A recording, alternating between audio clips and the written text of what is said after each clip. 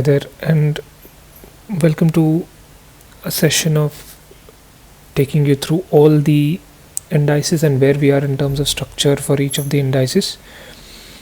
In this, we'll be going through almost 10 odd indices of Nifty, broadly mainly on focus on Nifty and Bank Nifty. What we plan to do in this is go through the weekly and daily charts of it, just to say where we are in terms uh, of the structure, and are we indecisive on any sectors, are we bearish on any sectors, or are we just bullish as we have been seeing for quite some time now.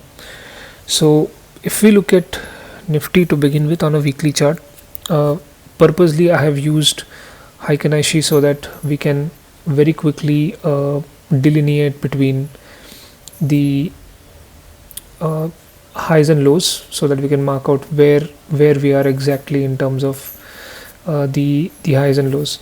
So in Nifty, very clearly we are bullish on weekly. There's nothing to be said, it's at all-time high, and before this high it was indecisive at one point up to here, but now the low has changed to 21,281, which means until Nifty is below 21,281 we are not even indecisive on the weekly.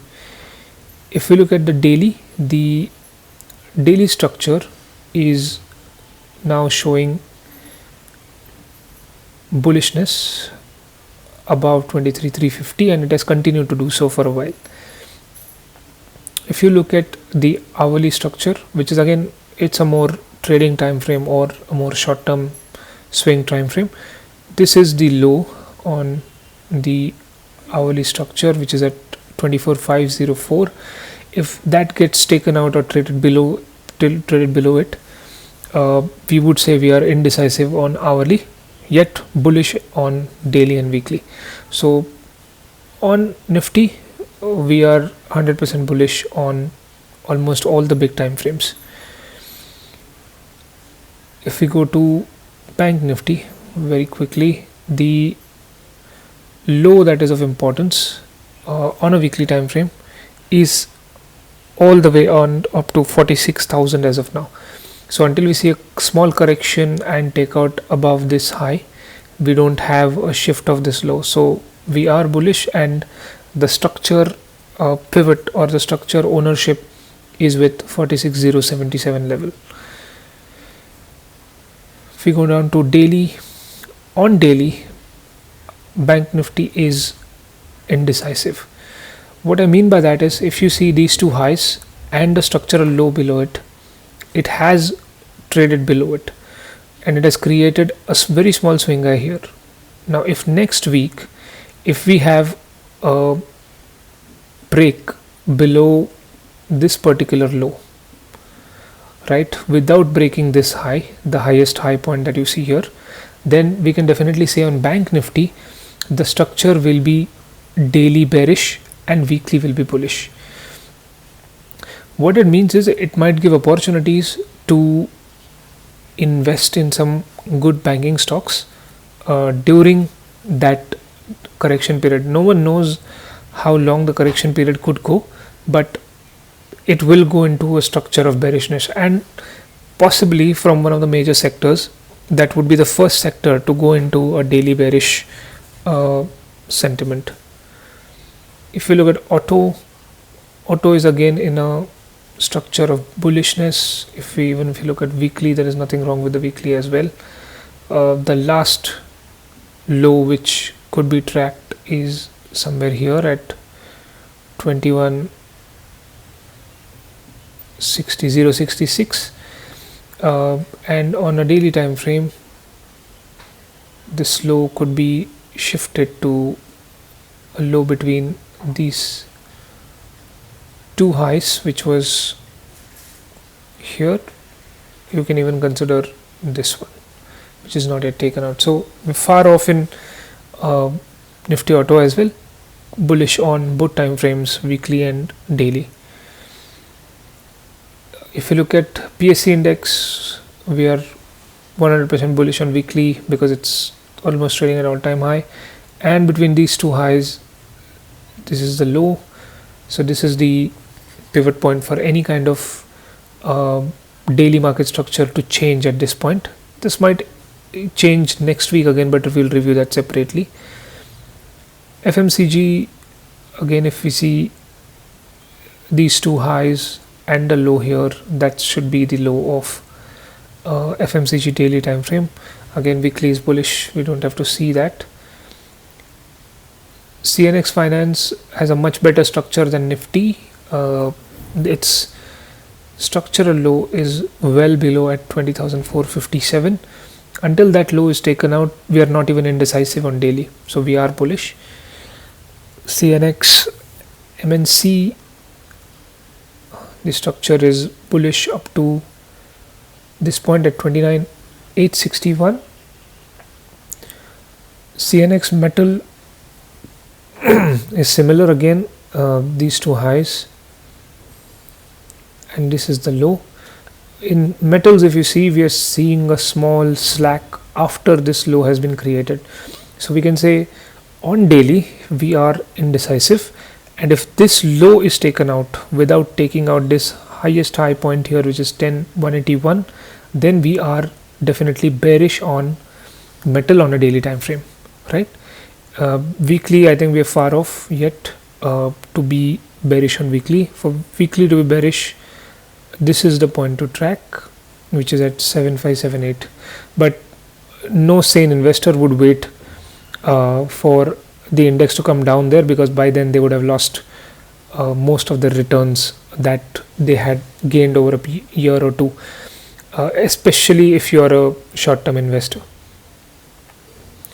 If you look at CNX Infra weekly, without a doubt we are bullish.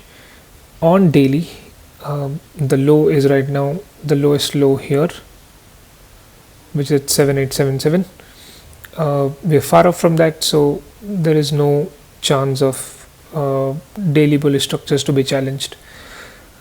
Energy sector, similar, we have 36207 down here, which is a more important pivot for it to be taken out.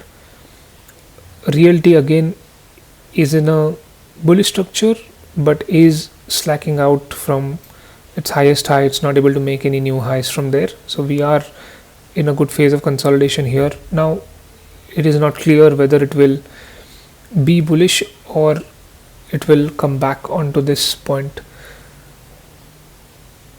The PSU banking sector, the lows are here again, it has consolidated. So if you see the finance, the banking, the bank nifty, the PSU bank sector, they are all struggling at this point to move to higher highs, including realty to a certain extent.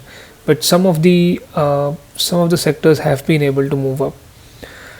What it is indicating from all of this is, although the bullish structure is available, it is not an ideal time to invest anything new at this point, because of two or three things, right? And I go back to the fundamentals. So first of all, you have to understand that inflation is at close to 5.1%, and I think on an average for the year we are well above 5%, right? If we see the interest rates, they are at the terminal rate of 6.5%, which is, terminal rate is basically like the highest rate that RBI could have afforded to control inflation. And at such high interest rates, growth cannot be rapid. You will not see years of mega bull runs where investments could be held for a really long time. A very small event, even like a budget or any other small event, is capable enough to bring down such markets in days or even in weeks. And what is supporting my hypothesis in terms of why I believe a correction should come through is majoritarily because of the bond yields, right? And we'll look at the chart of bond yields in a minute. But generally, you will see bond yields to be in a contrarian to the equity market. So if the equity markets are rising higher, the bond yields should also be rising higher. But if the equity markets are dropping lower, the bond yields also should be dropping lower. So that's not happening at this point. I think I'm seeing a contrarian in terms of equity markets going up, whereas the bond yields are correcting sharply. So let's look at it very quickly. The India 10-year bond yield.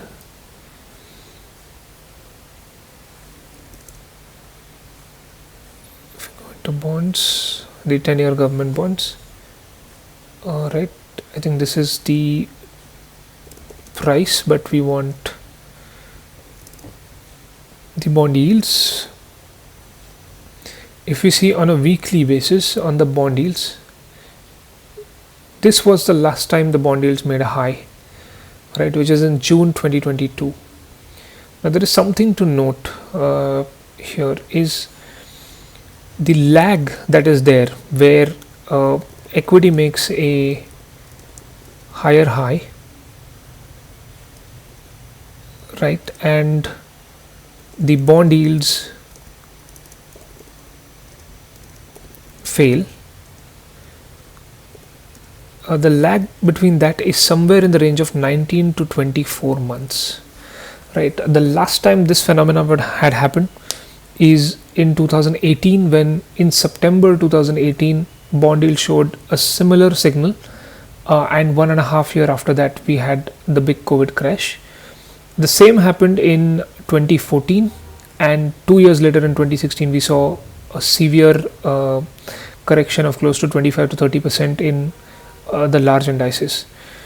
So in my opinion, the bond yield is providing a very important structural point, although it has not been able to take out its weekly structural low, which is in my opinion here,